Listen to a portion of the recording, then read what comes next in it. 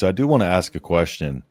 How important and talking about Williams Nwaneri, how important do you think it is for a player like that, at as talented as he is, goes over to Missouri and, doesn't really necessarily see eye to eye with that staff and coming back over here and being able to be with somebody who he was so close to? And how important is that as a player to be able to get that guidance very young and be able to get kind of everything back on track? No, I think it's important. I think if if Mosee's at the University of Temple right now, I think that's where Williams at. I think they have that type of relationship. Um, I think the accountability levels there, from high school, having that experience, being around them. They have that history. He's really close with their family. So I would say he's like a father figure to him, Yeah. So I think it's definitely something to work out. I think Mozee in general, I think you don't get the sign in Williams here if Mosee's in here. To being honest, I think that Sure. obviously NIL helps, but I think that relationship, Yeah. um, and obviously Rhule being able to vouch for his ability to go out and recruit by having on staff and things like that. And Yeah. even sending him off, he was in California, I think, out by himself. He recruits by so he has the trust of Rhule and that staff as far as evaluating talent, but also closing the deal. So he's been key and vital, even though he doesn't make any play calls, he doesn't even coach the receivers. But Yeah. he's a guy that I think will have a bright future at the Mm. collegiate level as a position coach. And don't be surprised if it's as an OC some down the line Man, either. Like, and he's a leader of men too. So I mean, I couldn't tell you how far that ladder's gonna go up, but he's a guy, for sure a guy. Yeah, I did a full video when we got Jamar Mozee, and some of the stuff that I learned about him. A guy on there was talking about how somebody who is from the Lee Summit area and was talking about how there was a kid in the cafeteria who didn't have school supplies or whatever, and he bought school supplies for some kids in the cafeteria and stuff like that. And I think it was NAIA, either person of the year, man, something like that. I forget because I did the video a little while back. But I might repost that if y'all get a chance to go check it out, because excellent person. What he did there was incredible as a coach. Yeah. But it's more so when you do something like that as a coach, and the legacy that you leave is just how good of a person you were. I think that's a testament to him as a coach and as a man, and I would not be surprised either to see him. I was already surprised looking at his history that he wasn't already above where he was. Yeah. Yeah, and I think he's in the perfect spot. Like I said, you Yeah. got Rule. I mean, if Rule brings him a guy, or if Mozee brings Rule a guy, there's no Yeah. hesitation. It's like let's go look at him. Let's go figure it out. I mean, you need those type of guys. And the way Rule's built his staff. I mean, you can just say obviously he's the CEO, he's the head guy, but he built his staff in a way that he has guys that he trusts. I Yeah. don't think he would have him around if he didn't trust them. Absolutely. So that's one thing, being a former head coach and understanding, getting the right guys on the bus, getting the wrong guys off the bus, Yeah. he's done a great job at that. Absolutely. Brent, go ahead. Yeah, A couple more questions, mentioned- then we're going to ask him about the specific play, and then we'll let him wrap up. So go ahead. You briefly mentioned Williams Nwaneri, and I saw you working with him this offseason, as after he had transferred to Nebraska. And from your perspective, what have you seen from his growth on the field between this spring, summertime when you were working with him to what you're seeing now on Saturday evenings in the fall? Yeah, I can't say it's too big of a jump. I think it's more than anything he's just confident. Like talking to him when we did work out, he just spoke highly of Terry Braden and just how about him as well being like a father figure, being real, holding guys accountable. His NFL pedigree that he brings to that room is something different. You know what I mean? So there's already a command and respect that he has because I'm walking into the room with 2 Super Bowl rings, right? I've been to a place where you guys want to get to, and I still have those connections to the places you want to go. So I think already, his relationship he built with Williams, I think that's really helped him kind of accelerate his growth. But I think also too, you gotta understand, and I'll just be very candid. One of the things Williams struggled with at Mizzou, from what I heard, was just the weight room, right? Not even being in the weight room and lifting, but just getting to it, right? And I the first day I struggled with that my freshman year in the summer, getting up, going out, work out in the summer. That's not it's not something easy, especially for a high school guy to just transition to, right? Um, and so I think again, going back to Coach Campbell and his ability to build a relationship guy, and you spend more time with your strength coach than you do your head coach, more than your position coach, more than your defense coordinator.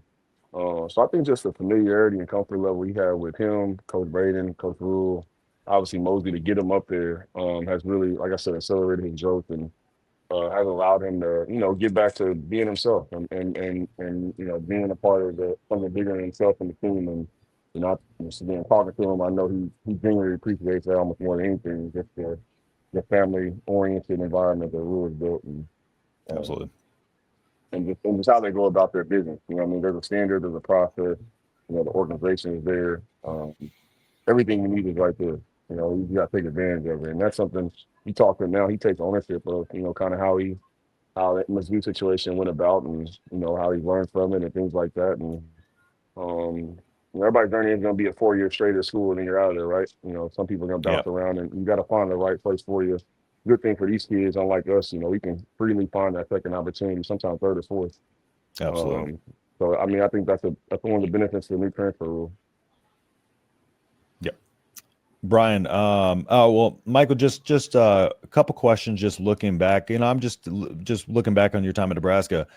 What would you say is your favorite moment looking back or your favorite moment at Nebraska, maybe favorite play and kind of favorite memory, whatever? I'd say probably like 2013. Went to Michigan. They had I think 19, 20 game home win streak or something like that.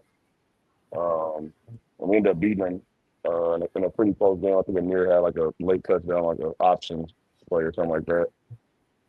That's probably one of my favorite ones because I just like going back to what I said earlier about being in college and being around your boys and all that. That was really the first game me and like all my guys really started. I came in with Leroy Alexander, Avery Moss, Vincent Valentine, Aaron Curry.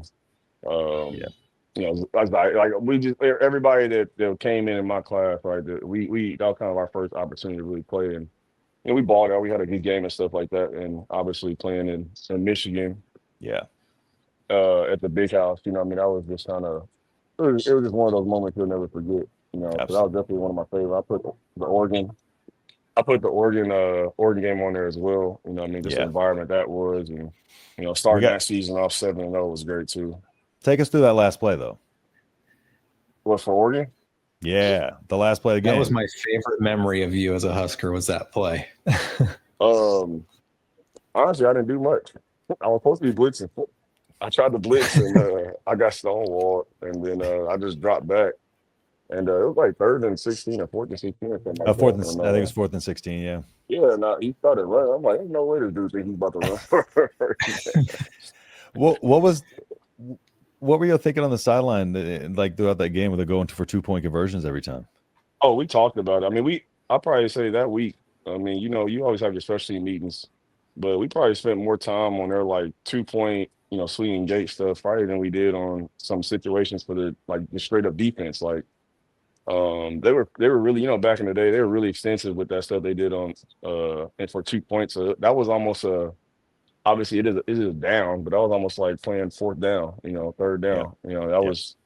That was just as much a game plan. We had like 3 or 4 different calls for their swing gate, just like we would on 3rd down. You know what I mean? So they were unique. They were very unique to game plan for just with their tempo, their speed. I mean, they were like running plays every 12 seconds. Like it was crazy. Yeah, that was a tough team to prepare for sure. Brian, anything else? I had one schematics question that I forgot to ask. This is something that I guess last week it was one of my kind of things that frustrated me, but it wasn't a huge issue in the second quarter or even the rest of the game. But Nebraska seems to struggle to run the ball in the red zone. They went for it on 4th and 1. They didn't get it. They tried the play before that and they didn't get it. What is it that you see that seems to be the issue with Nebraska in the red zone, because this dates back to last year where they move the ball between the 20s and they get inside the 20, and it just seems like everything kind of blows up. I would have to look a little bit more in detail, but I'll say probably the biggest thing is what is their go-to run? Because I think once you get to the goal line, right, it's not really time to, get to your secondary stuff. Like, we're a power team, we're running power on the one. All right, if we're a inside zone team, we're running zone, right? If we're a duo team, that's what we're running. I just watch the Michigan films, and they run a lot of complementary runs. When they get to the 5-yard line, everybody's down blocking to the left and right. Like, you don't. There is no guessing. And I think that's more mentality. And if you ask Rhule, I bet it probably frustrated him as well. He's going to be in year 3, thinking, we set the culture. Hey, it really doesn't matter what schematically you run, but we need 3 yards. Like, it don't matter what we run. We need 3 yards. But, making sure you have your staple runs that you can run for 3 yards and know you get 3 yards guaranteed. I think that's important. But I have to look more in detail to kind of really give you a better answer. But that's kind of the thing I've learned from offensive coordinators, where when you get into those needed situations, you rely back on what you're really good at. Now, if you've got a bunch of we're just average at stuff, you're going to see a bunch of mixed results like we're seeing kind of with them in the run game. So I think kind of finding something you can hang your hat on thematically so the guys are comfortable with, hey, you don't even have to look to the sideline for coach's signature. We run a power. We know we're running power, all right? Yeah. So I think it's just kind of those guys finding something to hang the hat on and be comfortable with running, regardless of the situation. Right? If they got 11 people in the box, right, we can still, block it and get positive yards.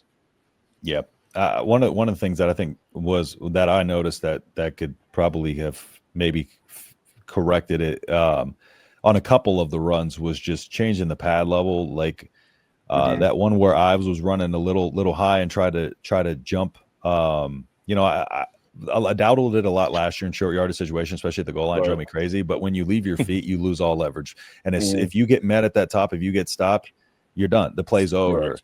Whereas if you kind of, keep low and let yourself drive, through there or just keep your center of gravity and your balance a little better. So that way you're not hopping over and then all of a sudden that lineman's, grabs your leg and keeps you from going forward because you left the ground. I think just running that, like with that kind of in mind, and I'm preaching to the choir here. They know pad level and all that, of course, but that's just something I noticed. But it's probably a small thing. You're thinking, I'm just going to jump over, and all of a sudden your leg gets caught. By Ives. That's probably what he's thinking. Yeah, and they get him running through the blaster machine. yeah, exactly. Yeah, Coach Brown used to just abuse the running backs with that thing. Oh my goodness, man! Yeah, Coach Brown used to torture him. Yeah, what was I would say, what was your, I guess, least favorite part of the practice, fall camp, winter mat, whatever y'all did? The least favorite? Yeah, what was it? I mean, it's funny now. If you ask me, like, when I was going through it, I probably have a laundry list. But now being out of it, man, I miss all of it. It was hard. It was hard. Like, it's hard. I mean, especially to play for both. Like, every time, obviously the office used to be on the second floor, right above the weight rooms, and it'd be some days you don't even want to go up there, because you already know, coach. He'll see you, he'll tell you, hey, what's up, and then for whatever reason, he'll think of the 5th or 6th play in team period yesterday when you didn't fill the A gap, and now you sitting there in the hallway talking about how you supposed to fit power for 10 minutes, Yep. And it's just no, that's one I can't really say anything I really didn't like, or at least it actually rubbed me the wrong way nowadays. Yeah. I say a lot more of it just me. Like, I wish I would have took advantage of more opportunities, and even the small stuff. I wish I would have, went out more and networked more with people that were outside of football. Like, that's the stuff like that. I would say I wish I would have took more advantage of, but I can't say really anything about my experience I didn't like or rubbed me the wrong way. I mean, everything's part of the growth. I mean, yes, in my opinion, Yep. I think that's a great takeaway too, and a great thing to kind of to end it on. Military was the same way. I hated every second of it while I was in, but now looking back, I'm like, okay, like that shaped me, to what I am today. And for you, it's the same thing. And I think as humans, we all have regrets. So we should have done this. We should have done this, just because none of us take the optimal path. But I think that's what makes us who we are, puts us where we're at, puts the people in our lives that we have, has given you the beautiful family that you have, the great career that you have, given us the opportunity to come on and talk to you. And for that, I do want to thank you for coming on and letting your thoughts, be heard and staying with us for 45 minutes. I can't thank you enough for being gracious with your time and coming on here and letting us chat with you a bit. No problem, man. You already know I'll anytime you guys have free time to want me on, I'll definitely hop on. But no, it's been a great experience for sure. Absolutely. Do you want to just let the people know once again, like where they can follow you on X and stuff like that? He did a great thread after the game of kind of his breakdown of some of the plays. So y'all go check him out on X, but do you want to let them know where they can follow you and what you got going on again? Yeah, I believe I'm on X. It's Coach MRI, no underscore, I think. We'll check. Up on X. Yes. But yeah, I'll just Coach Rose-Ivey. that's one thing I've been. Oh, Coach Rose, sorry, wrong name. Coach Rose-Ivey. Yeah, Coach Rose-Ivey on X. But yeah, I've been dropping some stuff in there. I just kind of did a quick little review or update of Michigan and kind of how they looked the first 2 weeks. Awesome. And tomorrow planning on diving in a little bit of Houston Christian, because the more I watched their first game against Arkansas Baptist, and I'm like, this might be a game for a quarter and a quarter half. I think they're better than Akron. I'll tell you that. Yeah. Defensively, I think, now you talk about pad level, I think there may be maybe some moans and groans from the crowd against that front. They have a big front. Okay. Big front, big heavy front. I think their safeties fit very well.